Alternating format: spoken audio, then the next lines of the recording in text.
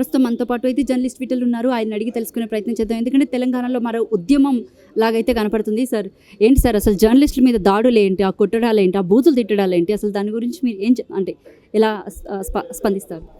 ప్రపంచంలోనే అతిపెద్ద ప్రజాస్వామ్య దేశం భారతదేశం.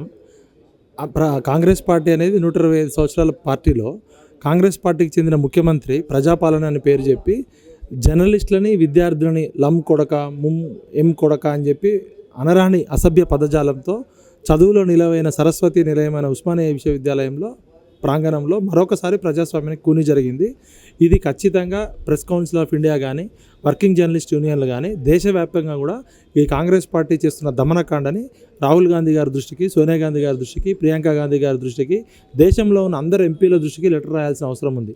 జర్నలిస్టులు తమ వృత్తి నిర్వహణలో భాగంగా నిజాలను వెలికి తీయడం కోసం చేస్తుంటే పోలీసులు ఒక్కొక్క జర్నలిస్టుని 4-5 ముట్టడించి పశువులని జంతువులని ఇడ్చుకెళ్ళారు. గతంలో కేసీఆర్ ప్రభుత్వంలో నియంత పాలన ఉంది, గడీల పాలన ఉంది, ప్రజాస్వామ్యాన్ని బొందబెట్టిండని చెప్పిన రేవంత్ రెడ్డి, మరి ఇదేనా రేవంత్ రెడ్డి గారు మీ ప్రజాపాలన? ఇది ప్రజాపాలన కాదు, ఇది దగుల్బాజీ పాలన. ఇక్కడ ప్రజాస్వామ్యం కుని చేయబడ్డది అనేది అర్థమవుతుంది. జీటీవీకి చెందిన శ్రీచరణ్ అనే అభ్యర్థిని జర్నలిస్టుని ఇట్లా రెక్కలు పట్టుకొని ఒక మానవత్వానికి విరుద్ధంగా లం కొడకాన్ని తిట్టుకుంటూ కొట్టుకుంటూ వెళ్ళడం అనేది ఖచ్చితంగా మేము ఖండిస్తున్నాము. రేవంత్ రెడ్డి గారు దీన్ని ఖచ్చితంగా మూల్యం చెల్లించుకోవాల్సి ఉంటుంది. రైట్. ఇంకా ఈ డిఎస్సి ఉద్యోగాల విషయానికి వస్తే కనుక ఎగ్జామ్స్ అన్ని పోస్ట్ పోన్ చేయాలని నిరుద్యోగులు గత 10 రోజుల నుంచి అయితే వాళ్ళ డిమాండ్స్ వ్యక్తం చేస్తూ ధర్నాలు చేస్తున్నారు, లేకపోతే నిరాహార దీక్షలు చేస్తున్నారు. మొన్న పురాణాపూల్ పోలీస్ స్టేషన్లోనే కూర్చొని చాలామంది వరకు వాళ్ళ ఆవేదన కూడా వ్యక్తం చేసినటువంటి దాఖలాలు కూడా కనిపించాయి మనకి. అయితే ఎక్కడ కూడా ప్రభుత్వం అనేది స్పందించట్లేదు. సో దీని గురించి మీరు ఏం చెప్తారు సార్? ఇప్పుడు వాళ్ళు అడుగుతున్నది న్యాయబద్ధమైన కోరికలు అయినప్పుడు, లేకపోతే పిల్లలు ఒక 30 లక్షల మంది నిరుద్యోగులు రోడ్ల మీద పడి తిరుగుతున్నప్పుడు ప్రభుత్వం బాధ్యత ఏంది? ఇప్పుడు ఈ కోదండరామ్ గారైనా, ఆకునూరి మురళి గారైనా, ప్రొఫెసర్స్ అయినా, ఈ కాంగ్రెస్ ప్రభుత్వం అధికారులకు కారణమైన పౌర సమాజంలో ఉన్న మేధావులు ప్రభుత్వానికి నిరుద్యోగులకు మధ్య ఒక వారధిలాగా ఉండాలి.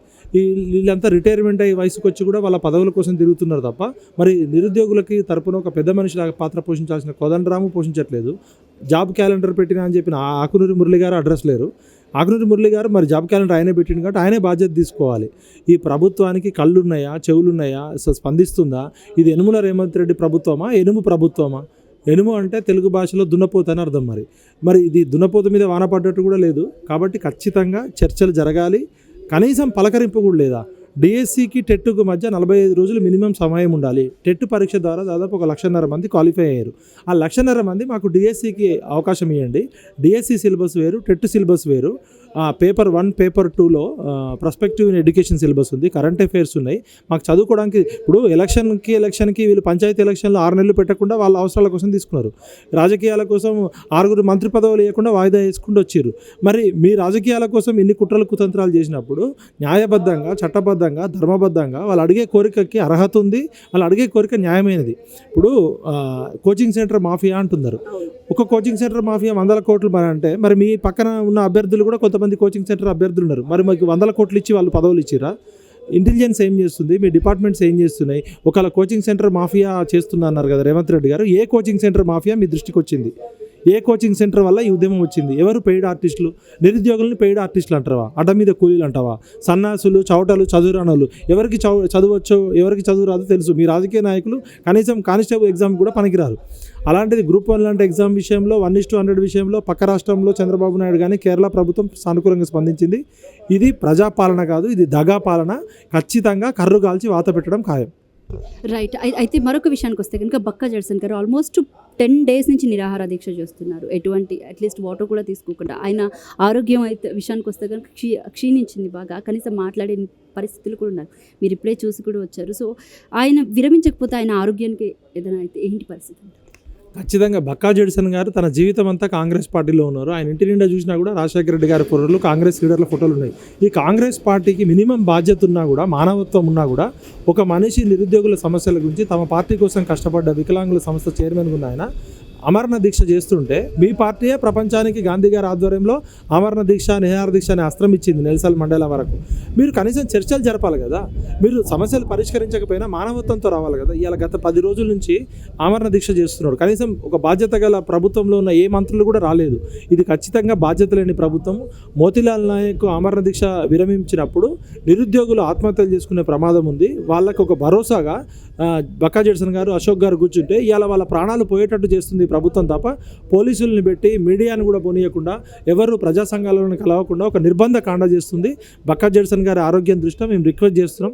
తెలంగాణ క్రాంతిదళ్ తరపున పృథ్వన్న మేము ఖచ్చితంగా ప్రాణం కాపాడుకోవాలి, దీక్ష విరమించమని మేము రిక్వెస్ట్ చేయడానికి వచ్చినాం. రైట్. అయితే సార్ ఇప్పటికీ నిరుద్యోగులు ఈ పోరాటం చేపట్టి చాలా రోజులు కావస్తుంది. అలాగే 3 నిరుద్యోగులు ఆత్మహత్య చేసుకున్నటువంటి దాఖలాలు కూడా మనకు కనిపించాయి. అయితే ఎక్కడ కూడా మొన్న చేసిన బల్మూరి వెంకట్ కామెంట్స్ ఏవైతే ఉన్నాయో నిరుద్యోగులు ఎవరూ కూడా అంతా బాగానే ఉన్నారు, సో మీరు అనవసరంగా ఇది చేయకండి, బీఆర్ఎస్ పార్టీ నాయకులే ఇదంతా కావాలని సృష్టిస్తున్నారు తెలంగాణలో విధ్వంసం అని చెప్పేసి ఆయన చేసినటువంటి కామెంట్స్కి మీరు అసలు ఎలా స్పందిస్తారు? ఏం చెప్తారు? ఇప్పుడు బాధ్యత గల ముఖ్యమంత్రి ఒక నిరుద్యోగులు రోడ్ల మీదకి వస్తే దాన్ని రాజకీయంగా ఇప్పుడు టీఆర్ఎస్కి, కేసీఆర్కి, కేటీఆర్కి మీకు ఇగో ప్రాబ్లమ్స్ ఉండి మీకు పాత కక్షలు ఉంటే అవి మీరు తీర్చుకోండి, కానీ నిరుద్యోగుల భుజాల మీద తుపాకులు పెట్టి కాల్చకండి. దయచేసి పేద నిరుద్యోగులు, ఎస్సీ ఎస్టీ బీసీలు, పేద వర్గాల వల్లే గవర్నమెంట్ జాబ్లకు ప్రిపేర్ అవుతారు. బలిసిన వాళ్ళు ఎవరు ప్రిపేర్ గారు. రేవంత్ అన్న ఇప్పటికైనా మీరు మానవత్వంతో ఆలోచించండి, రాజకీయాలు పక్కన పెట్టండి. మీరు ఇంకా ప్రతిపక్ష నాయకుడుగానే మాట్లాడుతున్నారు తప్ప బాధ్యత గల ముఖ్యమంత్రికి తల్లి హృదయం ఉండాలి, తండ్రి ప్రేమ ఉండాలి, తండ్రి బాధ్యత ఉండాలి. కాబట్టి ఈ సమస్యను ఇమీడియట్గా పరిష్కరించడానికి తెలంగాణ పౌర సమాజంలోని మేధావులంతా కదలాలి. ప్రభుత్వం చర్చలు జరపాలి. మీరు సమస్యలు ఏ విధంగా పరిష్కరిస్తారనే తర్వాత ముందు కనీసం మన పిల్లలే కదా వాళ్ళు ఏం టెర్రరిస్టులు, నక్సలైట్లు కాదు కదా. పెన్నులు పట్టుకునే చేతులకి గన్నులు పట్టుకోమని మీరు ప్రోత్సహిస్తున్నారా? అంటే మీరు దమనకాండ చేస్తే గతంలోనే ప్రభుత్వం నిరంకుశంగా ప్రవర్తించిందని చెప్పి మీరు వచ్చారు. ఖచ్చితంగా రాజకీయాలు పక్కన పెట్టి చర్చలు జరపాలి. ముఖ్యమంత్రి గారు అపాయింట్మెంట్ ఇవ్వాలి. నిరుద్యోగులను కలవకుండా ఉన్న రేవంత్ రెడ్డి మాకు అవసరం లేదని నిరుద్యోగులు అంటున్నారు. Right sir, thank you sir. ఇది జర్నలిస్ట్ విఠల్ గారితో ప్రత్యేక F2F. సో నిరుద్యోగుల పట్ల ఆయన అయితే మొత్తానికి ఆయన వరకు చెప్తున్నారన్నమాట.